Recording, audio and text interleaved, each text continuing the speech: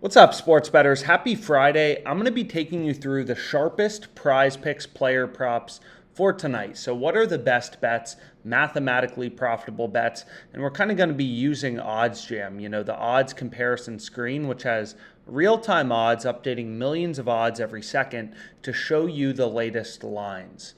Right? So we've gone through kind of before how PrizePicks works, but the way I like to start all these videos is just explaining it really briefly. Right? So let's go ahead, let's get into it.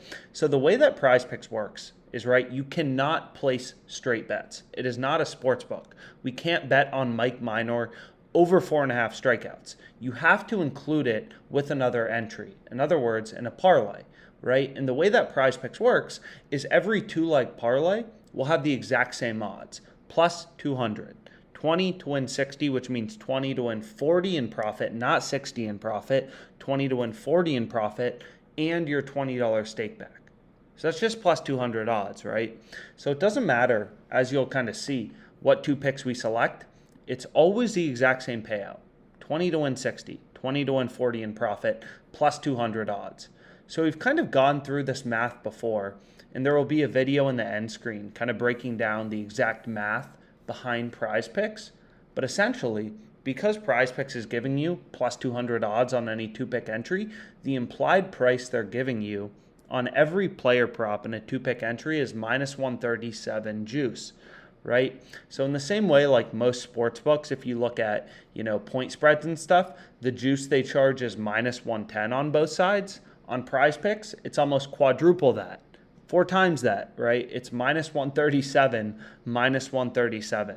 So ridiculously high vig, ridiculously high juice on PrizePicks, but it's still possible to make money because they don't vary their payouts depending on if you select the over or the under, which is pretty fascinating, right?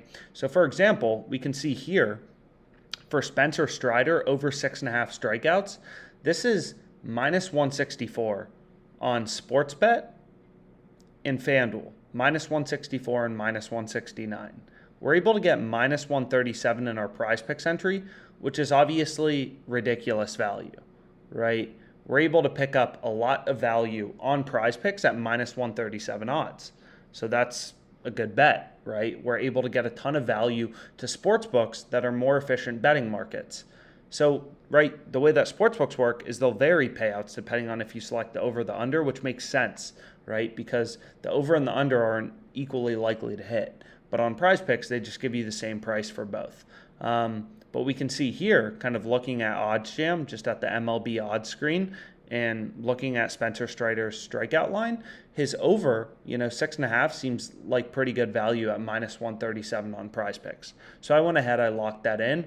And then the second pick I have is Kyle Bradish over 4 strikeouts, right? So what you'll notice in this case is it's a bit different, is no other sportsbook has his line at 4. All the sportsbooks are at over under 4.5, right? Which is minus 107 on Caesars, plus 100 on Pinnacle, right? And we're able to get this minus 137 for over 4 on PrizePicks. So we're getting half a strikeout better. So this is a middle, right? PrizePicks is off from the rest of the sports betting market. They're setting his strikeout line lower than all the sports books are. So it's lower than it's supposed to be. So the sharp bet is the over, right? You want to go with the over. So over 4 is a great bet, right? In this specific example. So I went ahead, I locked it in. Actually, I have a variety of entries kind of open for today that I shared in the Discord, but the one I'm on, for this video is just Kyle Bradish over 4 strikeouts, Spencer Strider over 6.5, just data-driven DFS picks, DFS betting.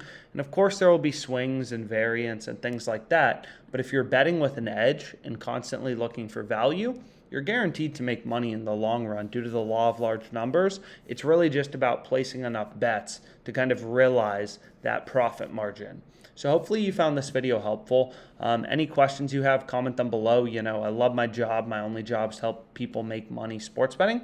And let's make some money.